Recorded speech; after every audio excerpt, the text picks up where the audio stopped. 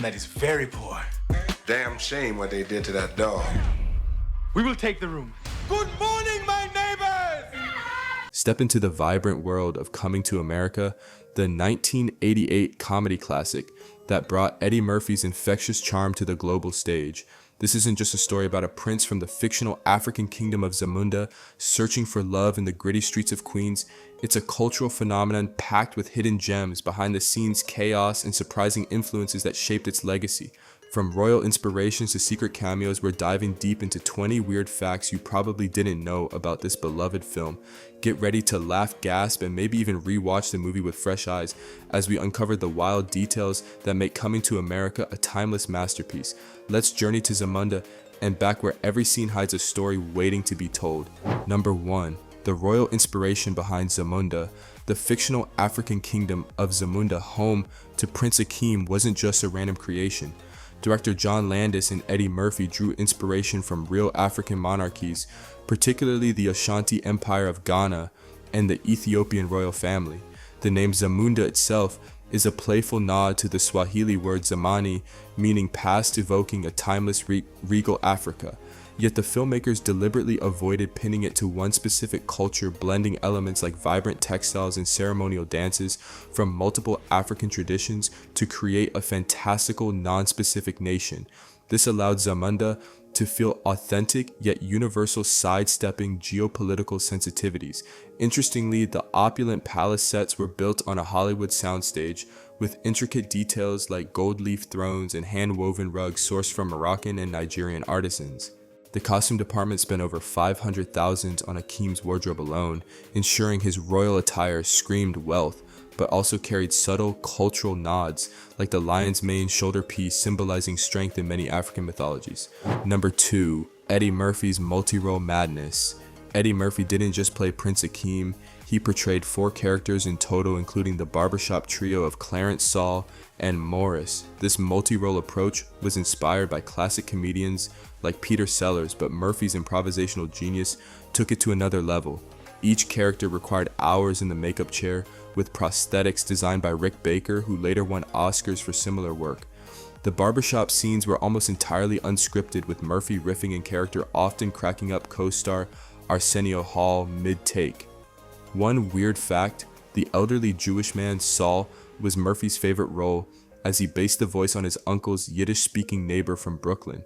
The makeup was so convincing that crew members didn't recognize Murphy on set, and he once pranked a production assistant by pretending to be a lost extra. These scenes were shot in a real Queens barbershop, adding gritty authenticity to the otherwise glamorous film. Number 3. Arsenio Hall's secret cameos. Arsenio Hall, who played Akeem's loyal aide Semi, also pulled quadruple duty, matching Murphy's multi-role feat. Beyond Semi, Hall played the preacher, the barbershop customer, and most memorably the unnamed woman at the nightclub who tries to seduce Akeem. That sultry character in a skin-tight pink dress was Hall in full drag, complete with a wig and heavy makeup. The transformation was so seamless that many audiences didn't realize it was him until years later. Hall spent 6 hours daily in makeup for these roles, and his nightclub character's lines were improvised after a bet with Murphy over who could steal the scene. Hall based the preacher's bombastic style on televangelists he'd watched growing up in Cleveland, adding a layer of satire. The drag role required him to study female mannerisms, and he admitted to watching hours of Dynasty episodes to nail the over-the-top diva vibe. Number 4. The McDowds versus McDonald's rivalry. The fast food joint McDowds, where Akeem works, is a hilarious parody of McDonald's down to the Golden Arches ripoff and the Big McBurger. But this wasn't just a throwaway gag. McDonald's nearly sued Paramount Pictures over it. The studio had to prove that McDowell's was a fictional entity with no intent to infringe trademarks. To avoid legal trouble, the props team created fake menus and packaging that mimicked McDonald's, but included absurd differences like serving zebra fries instead of regular fries. The restaurant's exterior was a real Wendy's location in Queens, dressed up to look like McDowell's, which caused confusion for locals who kept trying to order Big Mix during filming. Fun fact, the McDowell's logo was hand-drawn by a production assistant who was paid $50 for the design, and it became one of the film's most iconic visual gags. Number 5. The Soul Glow Phenomenon. The fictional hair product, Soul Glow, with its unforgettable jingle and greasy sheen, became a cultural touchstone. But did you know it was inspired by real hair products like Jerry Curl Activator, popular in the 80s black community? The glistening effect on Eric LaSalle's character Daryl was achieved using a mix of vegetable oil and glycerin spritzed on his hair between takes. The Soul Glow commercial was shot in one day with the jingle written by Nile Rodgers, who'd worked with Madonna and David Bowie. Rodgers crafted the catchy tune in under an hour, aiming for a deliberately cheesy 80s vibe. Fans loved it so much that Paramount considered selling fake Soul Glow bottles as merch, but the idea was scrapped due to production costs. The spritz bottle used on set was later auctioned for $2,000, complete with its sticky residue, proving the product's bizarre lasting appeal. Number 6. The real-life Queens locations. While Zamunda was a studio creation, the film's New York scenes were shot on location in Queens, giving it a raw, authentic feel. The tenement apartment where Akeem and Semi live was a real building in Flushing chosen for its dilapidated charm. Locals were paid $100 a day to vacate during filming, and some snuck back to watch thinking Murphy was actually moving in. The basketball court where Akeem plays was in Corona, Queens, and the kids in the scene were local non-actors who improvised their trash talking. One kid's line, "Yo man, you ain't from Africa," got such a big laugh from Murphy that it stayed in the final cut. Shooting in Queens wasn't easy. Production had to deal with noisy traffic and curious crowds, and one scene was nearly ruined when a delivery truck honked during Akeem's heartfelt speech. These real locations grounded the fish out of water story in a way sets never could. Number 7. The rejected love interest. Lisa McDowell, played by Sherry Headley, almost wasn't Akeem's love interest. The role was first offered to Vanessa Williams, who turned it down due to scheduling conflicts. Headley, a relatively unknown actress, auditioned after being spotted in a music video. Her chemistry with Murphy was instant, but she nearly lost the role because producers worried she looked too glamorous for a fast food worker. To counter this, Headley wore minimal makeup and studied real McDonald's employees to nail Lisa's grounded vibe. A weird tidbit, Headley's iconic red dress in the final scene was a last-minute addition after the original costume ripped during a fitting. The replacement was borrowed from a local boutique, and Headley had to return it the next day, still covered in set dust. Her performance made Lisa a fan favorite, but Williams later said she regretted passing on the role. Number 8. The royal bathing scene's hidden costs. The opening scene where Akeem is bathed by servants in Zamunda looks lavish but was a logistical nightmare. The massive marble tub was custom built and filled with 2,000 gallons of water heated to exactly 98 degrees for Murphy's comfort. The rose petals floating on the surface, they were real, imported from a California flower farm, costing $10,000 alone. The scene took 3 days to shoot because the water kept cooling, and Murphy refused to film until it was rewarmed. The royal penis is clean line, delivered by a servant, was ad-libbed by Murphy, who thought it'd get cut for being too risque. Instead, it became one of the film's most quoted moments. Behind the scenes, the set leaked, flooding an adjacent soundstage and costing the production $50,000 in repairs. That 1-minute scene ended up being one of the most expensive in the film. Number 9. John Amos's improvised tough dad. John Amos, who played Lisa's father Cleo McDowell, brought his own flavor to the role. Known for serious roles in Roots and Good Times, Amos leaned into comedy, ad-libbing many of Cleo's gruff lines, like his rant about the Big Mix sesame seed bun. He based Cleo on his own father, a no-nonsense entrepreneur who ran a dry cleaning business. Amos insisted on wearing a loud, tacky suit to reflect Cleo's nouveau riche vibe, even though the costume department wanted something subtler. The suit was so garish that it caused lighting issues, reflecting too much light on camera. Amos also pushed for Cleo to have a softer side like his pride in Lisa, which wasn't in the original script. His improvisation added sufficient depth to a character that could have been a one-note stereotype, making Cleo both hilarious and relatable. Number 10. The Barbershop's real-life roots. The barbershop scenes with their lively debates were inspired by Eddie Murphy's childhood in Brooklyn. He grew up hearing old men argue about everything from sports to politics in local shops, and he wanted that energy in the film. The set was modeled after a real barbershop in Bed-Stuy, down to the faded posters and creaky chairs. The extras in these scenes were a mix of actors and actual Queens barbers who were hired to add authenticity. One barber, not realizing the cameras were rolling, started a real argument about Muhammad Ali versus Joe Frazier, which Murphy encouraged to keep in the film. The shop sign My T Sharp was a nod to a real Brooklyn barbershop Murphy frequented as a kid.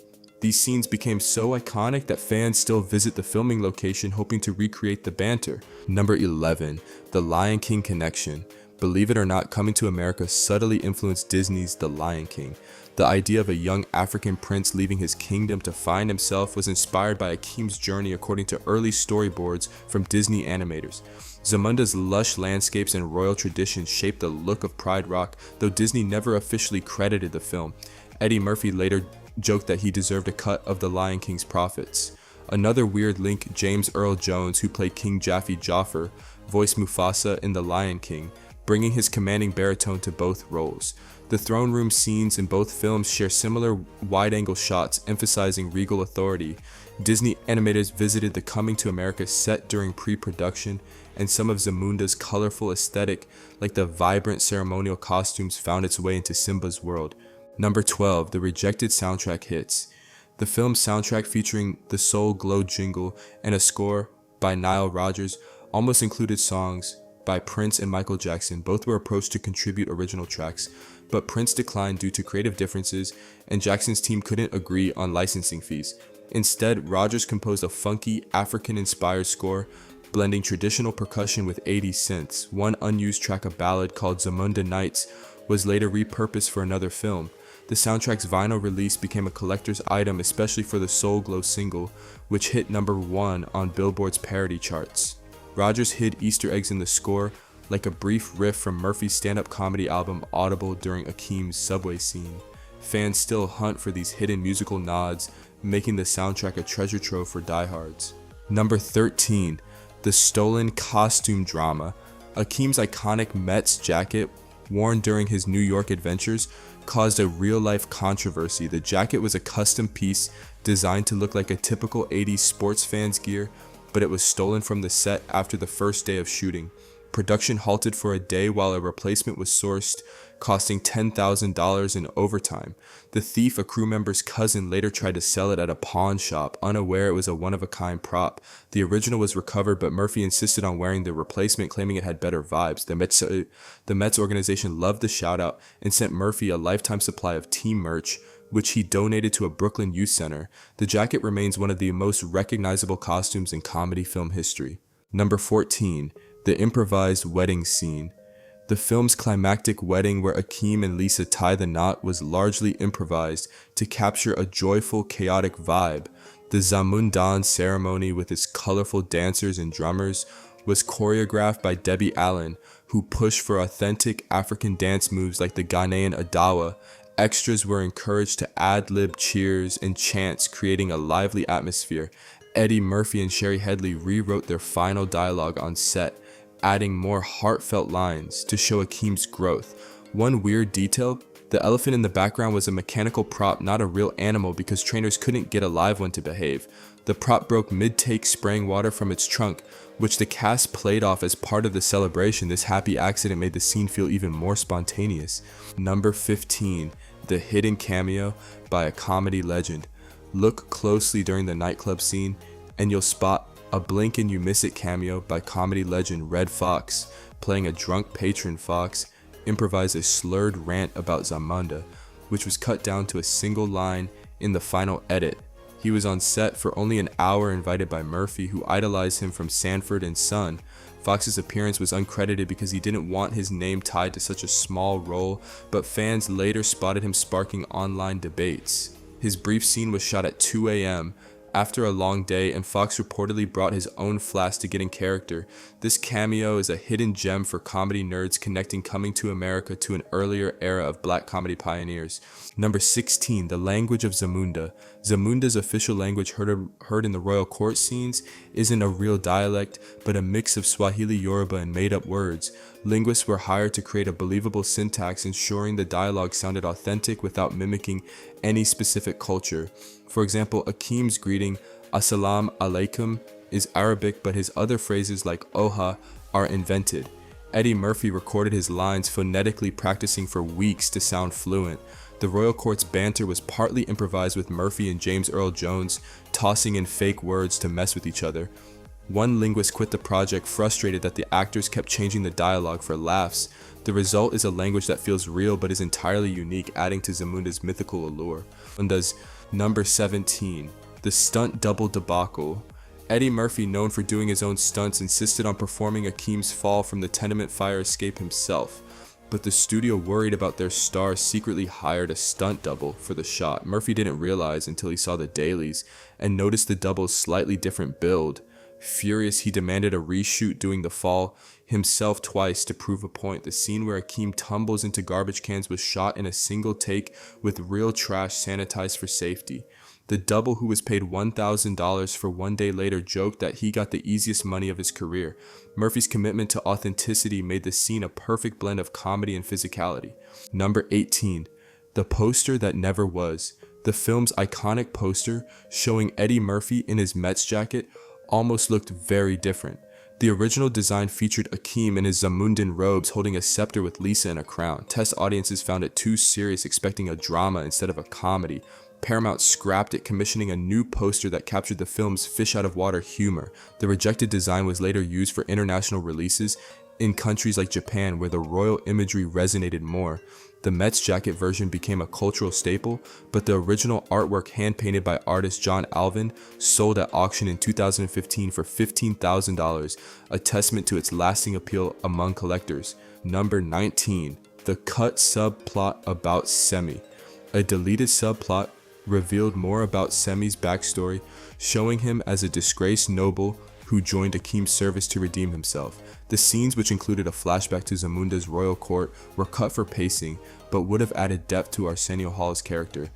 In the footage, Semi confesses to Akeem that he once stole from the royal treasury, a nod to his greed in the film. Hall fought to keep the scenes, arguing they made Semi more than just comic relief. The footage was lost for years until a VHS work print surfaced in 2005, thrilling fans. Some lines from the subplot, like Semi's quip about royal debts, were repurposed into other scenes, but the full arc remains a missing piece of the film's puzzle.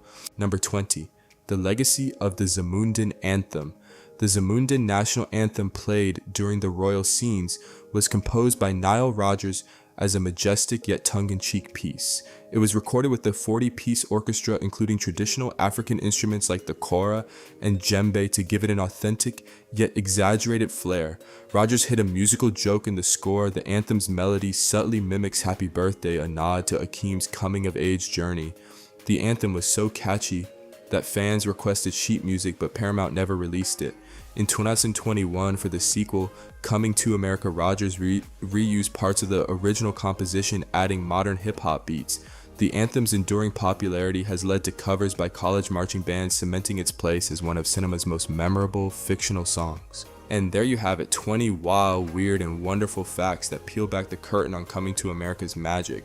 From Zamunda's royal roots to the greasy glow of Soul Glow, this film is a treasure chest of stories that keep us laughing decades later. If you loved uncovering these secrets, don't miss out on more cinematic deep dives. Hit that subscribe button and join our community of movie fanatics. Ring the bell to stay updated on every video. Share your favorite Coming to America moment in the comments, and let's keep the Zamundan party going. Until next time, keep watching, keep laughing, and maybe grab a Big Mick for the road.